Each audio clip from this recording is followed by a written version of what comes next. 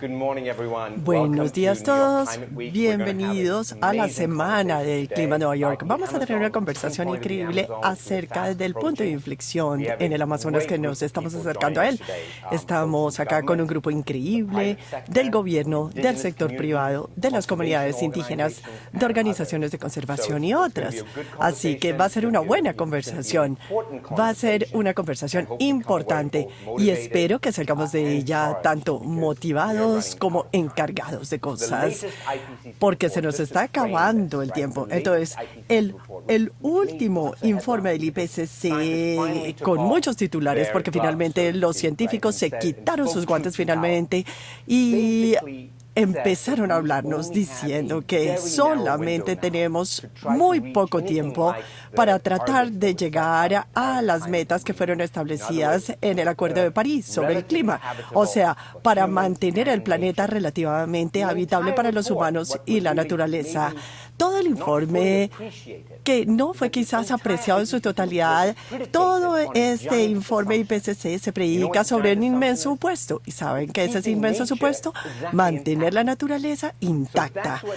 Entonces, ese es el punto en el que comienza el informe. La naturaleza tiene que quedar intacta tal como está hoy, inclusive restaurarlo un poco si implementamos las cosas que nos dicen en el informe y mantener el planeta con un aumento menor a 1.5 a 2 grados centígrados. Pero nuestra misión es clara, sabemos lo que tenemos que hacer y el epicentro de la naturaleza es la cuenca amazónica, la Amazonía. Y me complace estar acá con un verdadero campeón del Amazonas, un campeón de Colombia, Su Excelencia Iván Duque Márquez, presidente de la República de Colombia. Muchísimas gracias, es un gran honor estar acá con usted. Cristina, qué placer compartir este magnífico evento. Y también con nosotros tenemos a Cristina Covenant, que es la directora de MOSGAD. 3.000 millones de personas están relacionadas con su organización y Cristina está acá para motivarnos a todos para salvar el planeta. Presidente Duque, si usted me permite, voy a hacerle esta pregunta. ¿Está usted acá en Nueva York? Porque es la semana de estar en Nueva York. Y está acá porque está en la Asamblea General de las Naciones Unidas. Y una de las cosas que ha tratado de hacer es elevar el perfil del Amazonas y las cosas que podemos hacer al respecto. ¿Qué está haciendo Colombia acerca del Amazonas? Porque su país ha surgido como uno de los países creando conciencia en esta lucha. Muchísimas gracias por su invitación. Estoy tratando de unir dos conceptos para el futuro de Colombia. La neutralidad en cuanto al carbón. Queremos ser un país carbono neutral para cuando estemos en el 2050. Y el otro concepto es ser positivos para la naturaleza. Carbono neutralidad, positivos para la naturaleza. O sea, cumplir las metas de la iniciativa 30 por 30, que es tener el 30% de nuestro territorio bajo áreas protegidas. En este momento vamos en el 22%. Hemos hecho un magnífico trabajo ahí, pero tenemos que llegar muy rápido a ese 30%, lo cual quiere decir poder restaurar, recuperar, reconstruir áreas del país que han sido afectadas por la deforestación.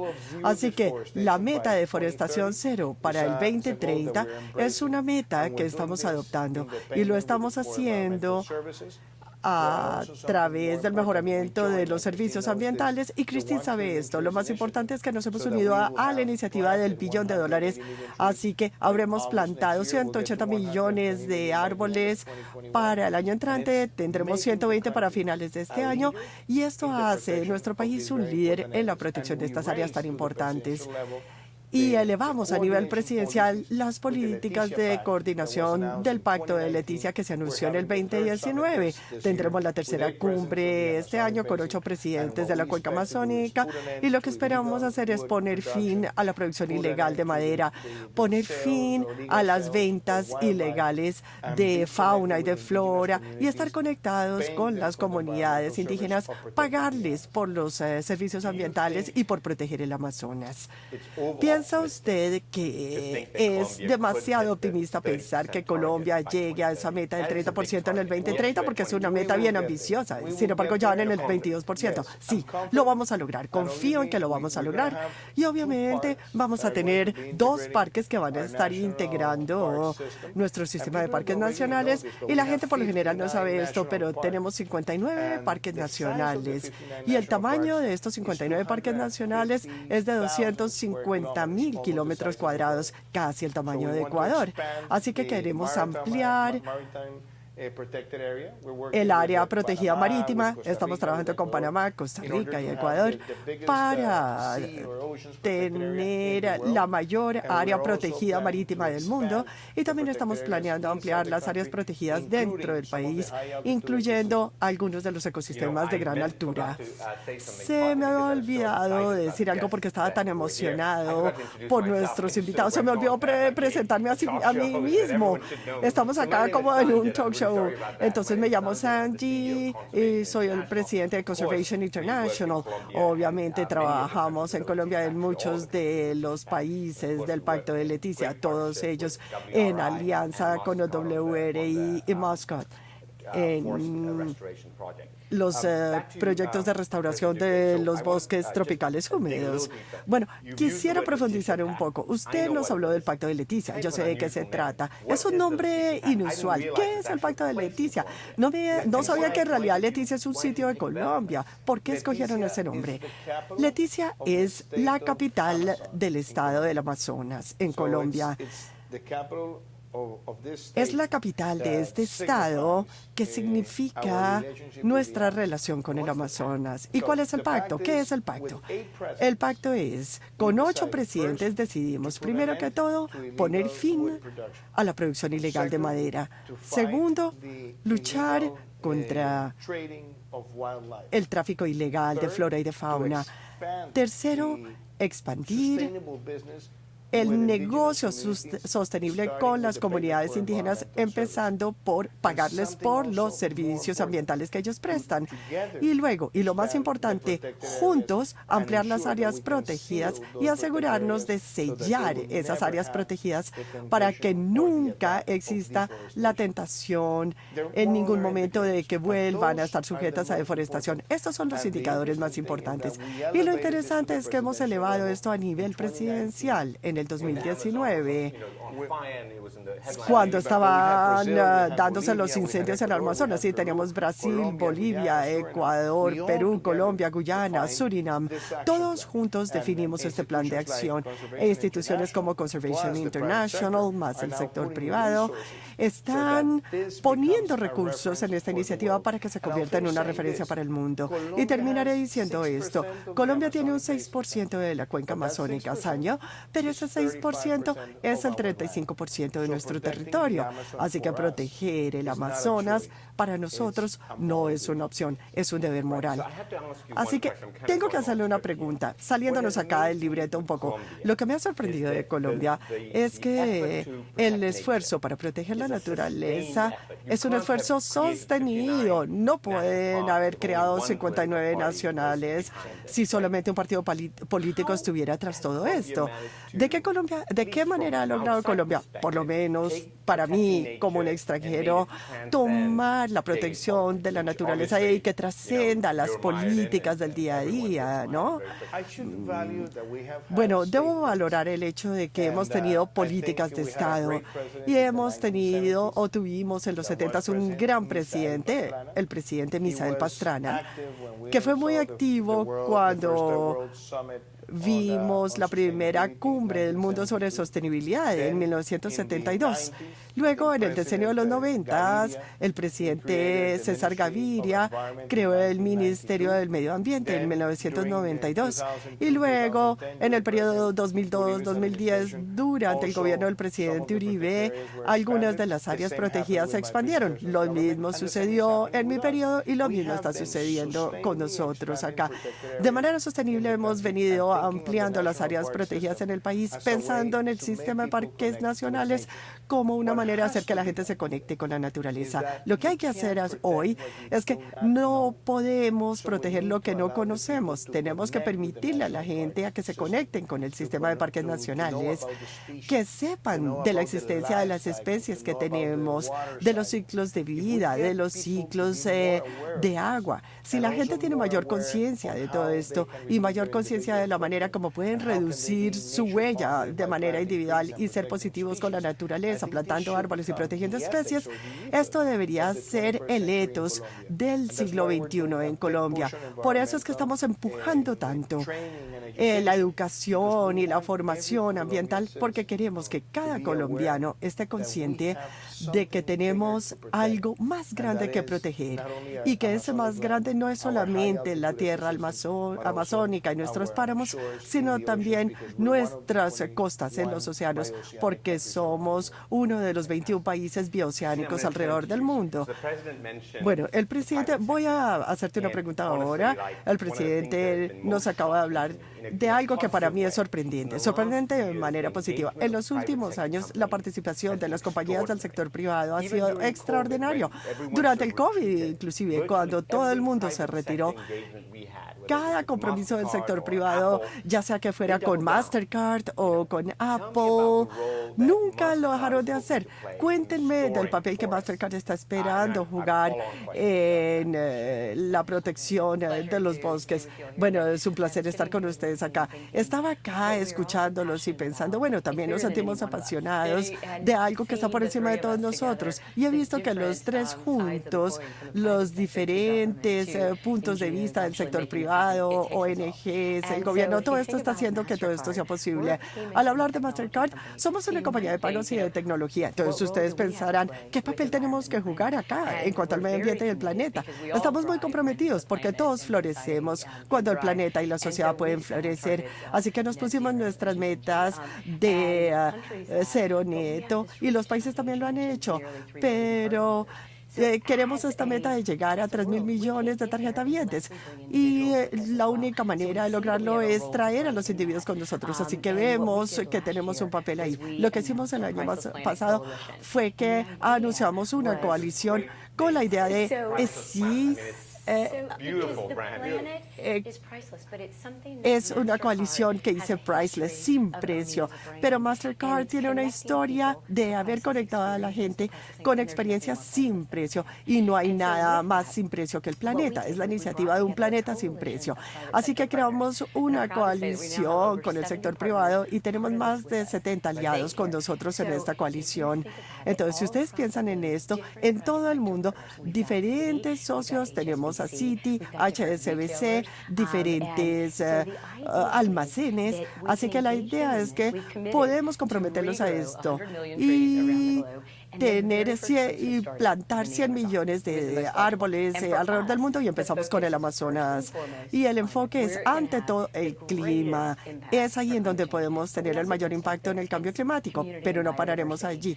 También se trata de la comunidad y de la biodiversidad. Así que con esto, algo que también es vitalmente importante es hacerlo de la manera correcta. Por eso es que es importante trabajar con socios como ustedes, Conservation International y la iniciativa del presidente Duque con la organización que quiere llegar a miles de millones de dólares. Recientemente leí el año pasado que Brasil y el Amazonas perdieron 13 veces el área que cubre Nueva York.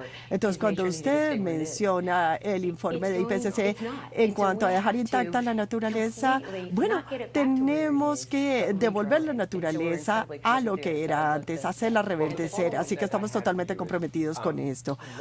Bueno, y otra pregunta para usted. Es fantástico que ustedes estén haciendo esto, pero ¿no cree usted que hay un nuevo sentimiento en cuanto a ahora que oímos lo que dijo el presidente Duque? Vemos que hay como un impulso del sector privado, ¿no? ¿Viene esto de los clientes o es más grande que eso? Es más grande que eso. Primero que todo, porque el informe del IPCC describe lo urgente que es la situación. Entonces, para el sector privado, viene en realidad de todos nuestros grupos de interés, inversionistas, clientes, inclusive consumidores, que están votando con sus propias billeteras en iniciativas en las que quieren participar. Así que es muy importante que las compañías estén comprometiéndose ellas mismas. Y acá estamos hablando sobre todo en esta semana, que es la Semana del Clima, una gran cantidad de compromisos. Pero estos no son suficientes. Ahora esos compromisos tienen que reflejarse en acciones. Y la otra parte de esto es que tenemos todos estos compromisos sobre el cero neto y cómo vamos a llegar allá. No podemos llegar allá sin la naturaleza, sin soluciones basadas en la naturaleza que son parte de estos. Así que tenemos que ver cómo podemos utilizar la escala y la influencia y los recursos de nuestras compañías para hacer florecer ese cambio. Y lo último que voy a decir con esto es que el sector privado tiene la capacidad de impulsar una acción colectiva. Y eso es lo que me da esperanza de que existe una verdadera oportunidad mirando hacia el futuro. Sí, usted mencionó las soluciones basadas en la naturaleza, que son una gran parte de esto. Creo que una de las cosas que ha sido optimista para nosotros mirar es la cantidad de capitales que están entrando en las energías renovables y en la reinvención de los sistemas energéticos. Y veo cuando usted estaba viajando acá, dos ministros vinieron con usted, el ministro de Energía y el ministro del Medio Ambiente. Así que hay muchos fondos yendo a las renovables, pero la naturaleza no ha tenido su participación y sabemos que juega un inmenso papel en la mitigación y en ayudarnos a adaptar al cambio climático. Entonces, poner algo de financiación a las soluciones basadas en la naturaleza nos dará un enorme retorno sobre la inversión.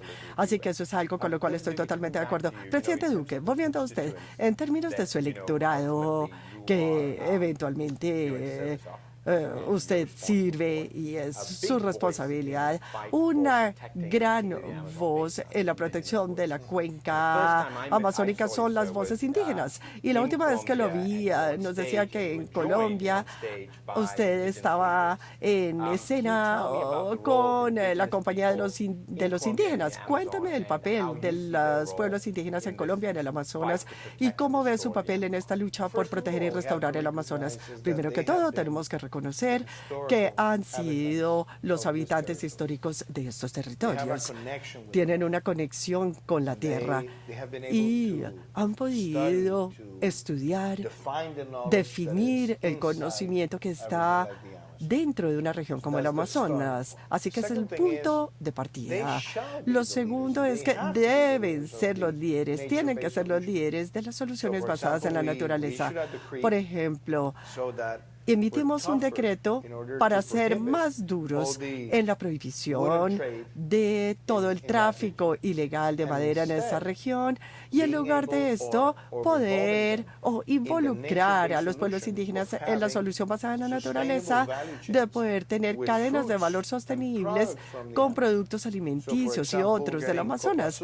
Por ejemplo, estamos recibiendo copoazú, azaí, arazá, estamos recibiendo camu camu, que se está logrando vender a compañías que están en el sector de cosméticos o alimentario o inclusive de la cerveza, o simplemente lograrlos tener en la cadena de valor de la gastronomía o culinaria. Con esto estamos demostrando que podemos proteger los árboles, nuestro patrimonio y al mismo tiempo tener un uso sostenible de parte de estas comunidades.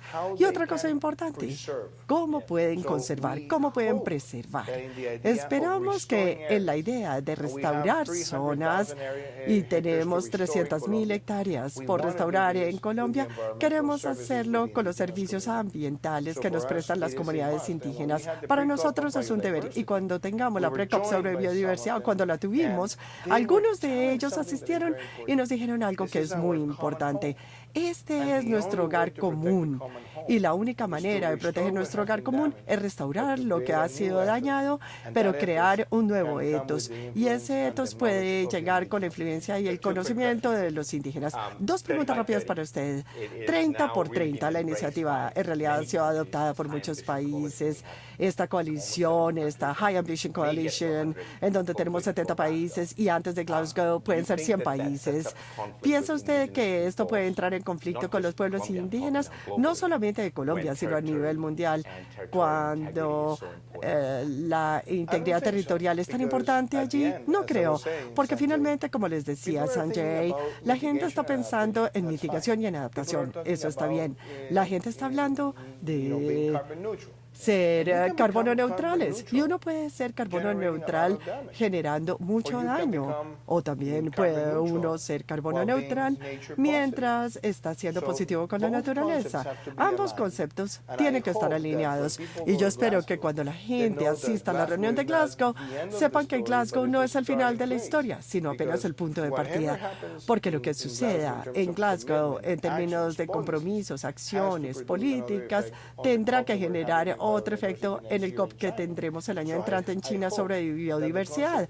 Así que espero que el concepto de positivos con la naturaleza evolucione hacia objetivos muy concretos. Y menciono esto porque cuando se trata de cambio climático, todos sabemos que tenemos que reducir las emisiones de CO2. Sabemos que tenemos que capturar las emisiones de CO2. En el caso de ser positivos con la naturaleza, creo que 1 billón de árboles protegiendo las especies y al mismo tiempo conectándose con las comunidades indígenas para restaurar terrenos que han sido afectados. Todo esto requiere un indicador específico que pueda ser útil para el mercado de carbono, que pueda ser útil para encontrar recursos e inversiones, y ese es el compromiso que tenemos. Bueno, trabajar con la gente es muy importante para usted, definitivamente. Definitivamente. En Mastercard estamos comprometidos a llevar 500 millones de personas a la economía formal, y en realidad fue muchísimo más.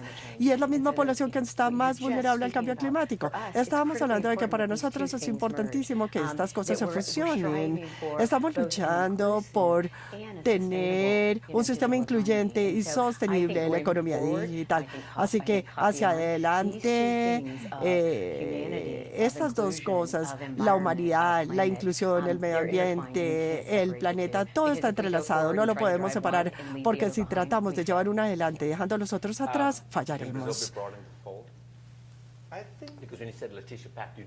Bueno, ¿y qué me cuenta usted de Brasil? Es importante mencionar a Brasil en el Pacto de Leticia. Creo que a veces hay que dejar la política de lado y entender que Brasil es un socio muy importante en esto. Y firmaron el Pacto de Leticia en el 2019 y estuvieron presentes en el Pacto de Leticia el año pasado. Y lo estarán también este año, porque Brasil tiene solo en la cuenca amazónica casi el 50% o más de la cuenca amazónica, y esa cuenca amazónica tiene millones de kilómetros cuadrados. Así que tenemos que tenerlos allí, tenemos que trabajar con ellos en las soluciones basadas en la naturaleza y en la restauración de áreas. Y tenemos que tener a OTCA, que es el Tratado de Conservación del Amazonas, que fue firmado en 1978, como el pilar, la piedra angular de la intersección con los formuladores de políticas, trayendo también a instituciones como Conservation International y el sector privado. Y ese es el papel que ustedes juegan ahí. Definamos proyectos, busquemos financiación y hagamos que sucedan las cosas con facilidad. Es un gran reto, el tamaño, porque la gente no entiende que cuando uno tiene incendios en Brasil, no es que tengamos un incendio en la misma cuadra en la que vivimos, no. Son incendios que cubren miles de kilómetros, y tener la capacidad de sobreponernos a esos incendios es algo que hay que implementar. Pero también algo muy importante, las sequías que se presentan en el Amazonas y los vientos. Si continúa el desarrollo ilegal de deforestación, esto puede llevar a incendios que no se pueden parar. ¿Cómo lo podemos hacer? Pagándole a las comunidades indígenas y a los campesinos por los servicios ambientales. Una última pregunta, hablando de financiación. Ha habido grandes anuncios. Esta semana se comprometió comprometieron $1.000 millones, incluyendo los países andinos, en donde está Colombia. Y luego un grupo de filántropos colectivamente comprometió $5.000 millones. ¿Se siente incentivado por eso? ¿Piensa usted que esos fondos deberían dirigirse a Colombia y a sus países vecinos? Indudablemente. Por eso es que queremos presentar los proyectos muy pronto.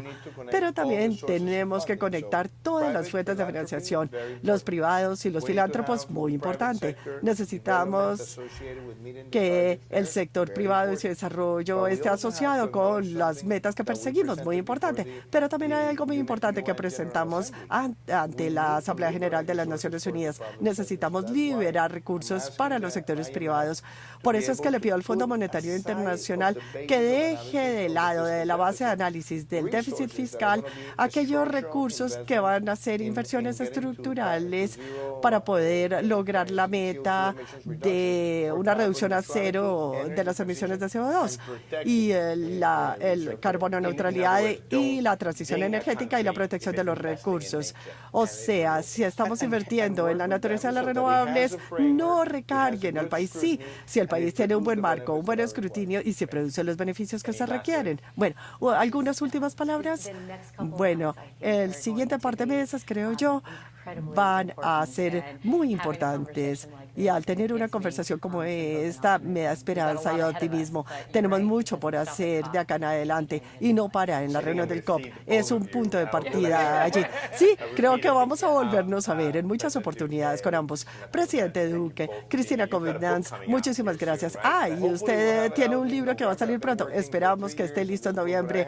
He estado trabajando en este libro durante 3 años, cuando me queda algo de tiempo libre. Se llama El camino hacia el cero, cómo llegar a un mundo carbono neutral. Muchísimas gracias.